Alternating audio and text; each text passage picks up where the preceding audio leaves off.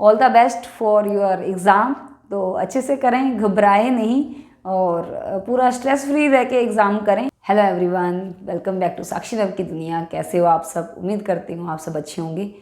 तो जैसा कि आपको टाइटल से ही पता लग चुका है कि role of parent during exam. जैसा कि आप सबको पता है, अभी एग्ज़ाम्स चल रहे हैं बच्चों, कुछ बच्चों के एग्ज़ाम्स चल रहे हैं, कुछ बच्चों के भी स्टार्ट होने वाले हैं, या अभी सीबीएसई के बोर्ड्स एग्ज़ाम्स चलने वाले हैं। तो उसमें एज अ पेरेंट हम अपनी भूमिका कैसे निभा सकते हैं? देखिए, स्कूल ने अपना काम कर दिया है, स्कूल ने आपके बच्चों की डेट शीट भेज दी है, पूरा साल उनको पढ़ा के डेट शीट आपके पास भेज दी है, सिलेबस आपको फॉरवर्ड कर दिया गया है कि ये सिलेबस है, ये बच्चे का आएगा और ये डेट शीट है, इस डेट को बच्चे के एग्ज़ाम होने। तो उसमें अब पेरेंट्स का क्या रोल रहेगा, तो इसी बारे में आज हम इस वीडियो में सारी बातें करेंगे कि हम एज अ पेरेंट अपने बच्चे की एग्ज़ाम टाइम में कैसे हेल्प कर सकते हैं। सबसे पहले जो बात है, आपके पास बच्चों की डेट शीट आ चुकी है, बच्चों के सिलेबस भी आ चुके हैं आपके पास। तो अब आपको पता है कि किस किस दिन मेरे बच्चे का कौन सा एग्ज़ाम है। तो आप उसके अकॉर्डिंग अपने बच्चे को एक तो सबसे पहले डराए ना कि अब तेरे एग्ज़ाम आ गए हैं, ऐसा होएगा वैसा होएगा, इतने मार्क्स आने चाहिए। ऐसा कुछ ना करें, अपने बच्चे को कूल रहने दें, खुद भी कूल रहें और अपने बच्चे को भी कूल रहने दें, फ्री माइंड रहने दें। देखो, इतना स्ट्रेस, हम पूरा साल हमने बच्चों को कुछ कहा नहीं और अब एट ए टाइम मोमेंट पे आके हम बच्चों को बोलें कि नहीं बच्चे तेरे इतने मार्क्स आने चाहिए, तेरे को ऐसा एग्ज़ाम करना है, तूने ऐसा करना है। तो इतना स्ट्रेस ना डालें बच्चे के ऊपर। तो बस बच्चों को आपने क्या करना है कि आपने डेट शीट चेक करनी है कि बच्चे के फर्स्ट एग्ज़ाम कौन से है, उसको क्या सिलेबस मिला है। सबसे पहले तो हमारी एज अ पेरेंट ड्यूटी बनती है कि जो सिलेबस बच्चे का एग्ज़ाम्स में आना है, फाइनल एग्ज़ाम है बच्चे के, और क्या सिलेबस हमारे बच्चे के पास आने वाला है, किस तरह का क्वेश्चन पेपर आने वाला है, तो हमें वो पहले से पता होता है।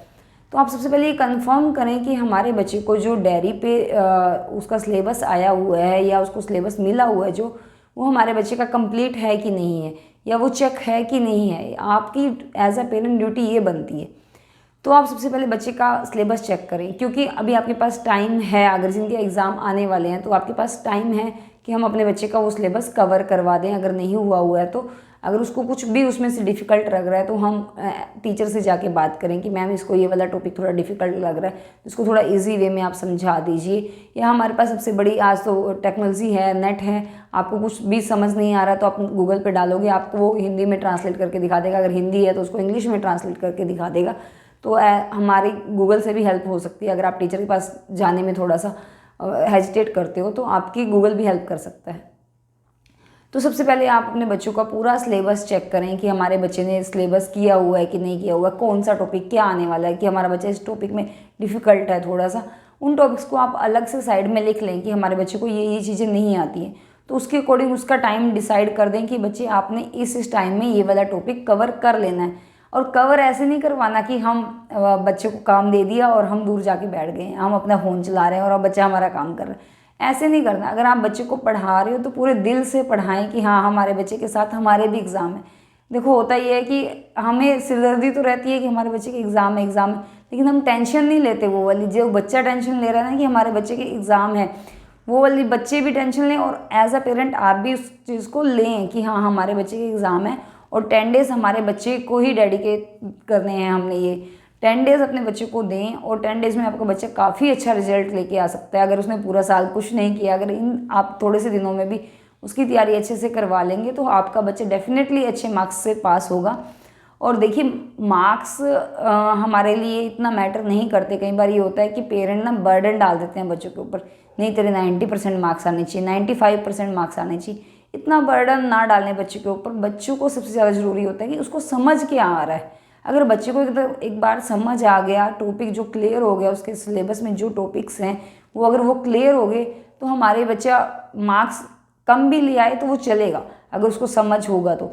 कई बार देखिए, हमारा बच्चा ना याद करके जाता है कि हम लॉन्ग क्वेश्चन उसको याद करा देते हैं और फिर वो एग्ज़ाम में आते भी नहीं है, और जो बच्चे ने पहले याद किया होता है वो भूल जाता है। अगर आपके बच्चे को कोई भी एक भी क्वेश्चन पूरे चैप्टर में से कोई क्वेश्चन डिफ़िकल्ट लग रहा है तो उसके ऊपर प्रेशर ना डालें कि हाँ, ये वाला क्वेश्चन तेरे को याद ही करके जाना है, यही आएगा यही आएगा। ऐसा नहीं करना। अरे, एक क्वेश्चन छूट भी गया, अपना पूरा सारा सिलेबस तो उसने याद करा ही है ना। एक क्वेश्चन के ऊपर उसको डांट ना लगाएं, उसको स्ट्रेस ना दें कि तुम तो ये वाला क्वेश्चन याद ही नहीं किया, यही क्वेश्चन आएगा। ऐसा स्ट्रेस ना डालें। अगर कोई बच्चे को कोई क्वेश्चन नहीं क्लियर हो रहा उसको स्किप कर दो, कुछ नहीं होता। अगर आ भी गया तो 2-3 मार्क्स का आएगा, तो अगर उसने नहीं भी किया तो चल जाएगा। लेकिन इतना प्रेशराइज ना करें अपने बच्चे को कि वो सारा कुछ ही पिछले वाला भूल जाए। और एक पेरेंट क्या करते हैं कि बच्चों को ना एग्ज़ाम ही नहीं चेक करते कि कौन सा एग्ज़ाम है मेरे बच्चे का, और वो कुछ और ही याद करा देते।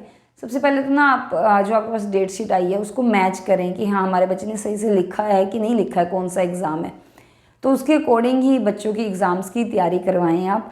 ये ना हो कि इंग्लिश का एग्ज़ाम है और हमारा बच्चा हिंदी याद कर रहा है, बच्चे ने बोल दिया कि नहीं मेरा हिंदी का एग्ज़ाम नहीं। अपने आप से खुद से कंफर्म करें एक बार कि हमारे बच्चे का कौन सा एग्ज़ाम है और कौन से बच्चे ने तैयारी कर रहा है, किस एग्ज़ाम की तैयारी कर रहा है बच्चा। अगर मैं बात करूँ प्राइमरी क्लासेस की, प्राइमरी क्लासेस में देखिए पेरेंट्स अगर कोई एजुकेटेड भी नहीं है, पेरेंट आ जाते हैं मेरे पास भी आते हैं कि मैम हम तो इतना पढ़े लिखे हैं ही नहीं, तो आप उसमें एक काम कर सकते हैं। देखो हिंदी है आपका, जो मैथ्स है, मैथ्स के भी थोड़े थोड़े टॉपिक होते हैं, प्लस माइनस होता है। वो पेरेंट्स को एज अ मदर हमें सबको पता ही होता है, इतना जमा करना है इतना घटा करना है। हम अपने बच्चों को ईजी वे में वो चीज़ें सिखा सकते हैं। टेबल्स हैं, टेबल्स आप सुन सकते हो बच्चे से कि हाँ बच्चे चलो टेबल सुनाओ। तो इसमें ऐसा ये एक्सक्यूज़ नहीं होना चाहिए कि मैम मुझे तो ये नहीं आता, मैम ये मैं ये कैसे करवाऊंगी अपने बच्चे को। एक बार बच्चे को बोलो तो सही कि हाँ आप याद करो, मैं आपके पास बैठी हूँ, मैं आपसे ये सुनूंगी। तो बच्चा आपकी ना पूरे ध्यान से, बच्चे को पता होगा कि हाँ मम्मी ने अभी सुनना है, अब मम्मी ने आना है, अभी याद कर लेता हूँ इसको पहले। उसके पास बच्चे के पास बैठे मैं तो ये कहती हूँ कि हर दिन अगर आप 2-2 घंटे मॉर्निंग और इवनिंग, अगर बच्चे की प्रिपरेटरी हॉलीडे है कि 2 घंटे सुबह और 2 घंटे शाम भी लगाएंगे हम, तो हमारा बच्चा पूरा सिलेबस अच्छे से कवर कर लेगा। देखिए इतना सिलेबस तो है नहीं कि बच्चे के पास कि हाँ पूरे 10-20 चैप्टर्स हैं कि बच्चे ने कवर करने हैं। थोड़ा थोड़ा सा हमारा सिलेबस आता है कि 5 चैप्टर हो गए, 6 चैप्टर हो गए, उनको आप डिवाइड कर लें कि आज हमने 3 चैप्टर्स को पूरा कंप्लीट करके ही सोना है। बेड पे जब जाना है तो हमने 3 चैप्टर को कंप्लीट करके ही जाना है। और एक बात, जैसे कि अपने लैंग्वेज सब्जेक्ट हैं उनके अंदर ग्रामर आती है सबसे ज़्यादा, तो आप बच्चे को ना ग्रामर्स का ज़्यादा फोकस करें, उनको बच्चों को ग्रामर्स क्लियर करवाएं। अगर चैप्टर्स में बच्चा कंफ्यूज हो रहा है, क्वेश्चंस उसको लर्न नहीं हो रहे हैं, क्वेश्चंस नहीं लर्न हो रहे हैं, तो आप उसको स्किप कर दें। लेकिन उसमें जो ग्रामर वर्क है, बुक वर्क है, आपके बच्चे का लेसन्स के पीछे बुक वर्क है, उस पर थोड़ा सा ध्यान दें। उसको बच्चे को रिविज़न करवाएं और लिख के याद करवाएं बच्चे को। ये नहीं कि आपके बच्चे ने याद कर लिया और आपने सुन लिया और आप दोबारा शाम को सुनने बैठ रहे हो, बच्चे के माइंड से पूरा स्किप है। तो जब भी बच्चा मॉर्निंग में जैसे याद कर रहा है तो बच्चे को बोलो कि नहीं बच्चे ये वाले ही मुझे ना लिख के दिखाओ आप। तो उसको ना मैच करो आप नोटबुक से कि हमारे बच्चे ने क्या ये सही लिखा है। जो जो मिस्टेक्स हैं उस बच्चे को बोलो कि हाँ बच्चे 2 टाइम्स मुझे ये लिख के दिखा दोबारा से याद करके। तो बच्चे को ना याद रहेगा। अगर एग्जाम टाइम में भी वो क्वेश्चन आंसर आ गए हैं तो बच्चे को वो चीज़ याद रहेगी कि हाँ मैंने मम्मा को ये लिख के दिखाया था, मुझे ये चीज़ ऐसे लिखनी है। तो आप इसी तरह से छोटी छोटी बातों का ध्यान रखें ना, अपने बच्चों को ना एग्ज़ाम टाइम में इतनी अच्छे से तैयारी करवा सकते हैं ना कि बच्चा भी खुश हो जाएगा और आप भी उसका रिजल्ट देख के काफ़ी खुश रहोगे कि हाँ मैंने अपने बच्चे को। पता क्या, जब बच्चे का रिजल्ट आता है ना तो बच्चे से ज़्यादा ना पेरेंट्स के फेस पे जो स्माइल होती है वो सबसे अच्छी लगती है कि हाँ हमने मेहनत करवाई। जब हम अपनी मेहनत से बच्चों को पढ़ाते हैं ना तो बड़ा अच्छा लगता है। देखिए स्कूल ने अपना काम कर दिया, स्कूल ने पढ़ा दिया आपके बच्चे को पूरा साल काम हो गया। लेकिन बच्चे क्या है इस टाइम पे आके ना थोड़ा सा वो कर लेते हैं कि नहीं नहीं मैंने नहीं पढ़ना, अरे याद तो है, ओवर कॉन्फिडेंस में आ जाते हैं बच्चे कहीं पर, मुझे याद तो है, क्या हुआ ये हो जाएगा मम्मी देख लेना सब आता है मुझे। लेकिन वो बच्चे का कॉन्फिडेंस लेवल ना आप एक बार उसको सुन के देखें कि हाँ चलो तो सुनाओ मेरे को, अगर आपको याद है ना तो सुनाओ मुझे। आपका बच्चा ना देखना वहाँ पे 1-2 क्वेश्चन तो वैसे स्किप कर देगा, अरे मम्मी ये तो आएगा ही नहीं।